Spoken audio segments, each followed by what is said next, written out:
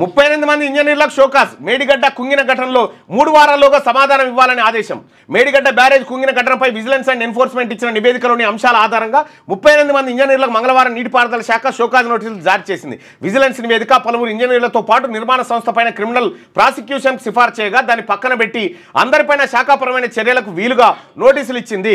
Vigilance అధ్యయనంలో తేలిన అంశాలు, ఇంజనీర్లు ఇచ్చిన సమాధానాలు, ఆయా సమాధానాలను తిరస్కరిస్తూ విజిలెన్స్ మోపిన అభియోగాలను వాటిలో పేర్కొంటూ వారి నుంచి వివరణ కోరారు.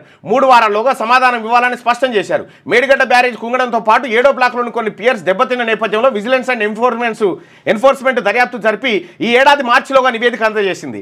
ఇక దాన్ని విజిలెన్స్ కమిషన్ పరిశీలించి పూర్తిగా అమలు చేయాలని ఆదేశిస్తూ అదే నెల 18న నీటిపారుదల శాఖ కార్యదర్శికి లేఖ రాసింది. అయితే నివేదికలోని సిఫార్సులు అమలు పెండింగ్లోనే ఉండిపోయింది. అయితే ఈ మేడిగడ్డకు సంబంధించి 38 మంది ఇంజనీర్లకు షోకాజ్ నోటీసులు ఇచ్చారు కదా, అందులో మొన్న నూనె శ్రీధరు, అంతకుముందు ఉన్నటువంటి నాయకు వీళ్ళు కూడా ఉన్నారు కదా.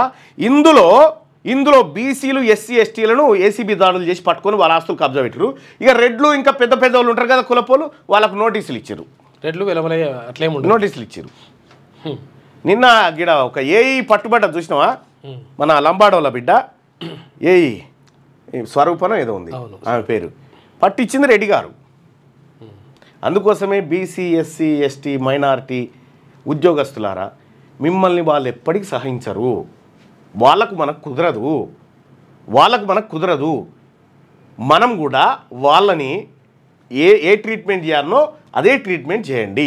ఏసీబీయా ఇంకోటా. ఏసీబీకి ఇన్ఫార్మ్ చేస్తే ఏసీబీలో ఉండేటువంటి రెడ్డి గారు ముందే ఇన్ఫార్మ్ చేస్తాడు మళ్ళీ నాకు. కాబట్టి తస్మాత్ జాగ్రత్త. వీళ్ళను ఏ రకంగా వీళ్ళు చేసే అక్రమాలు బయట పెట్టానో ఆ రకంగా మన బీసీ నాయకత్వానికి సహకరించండి.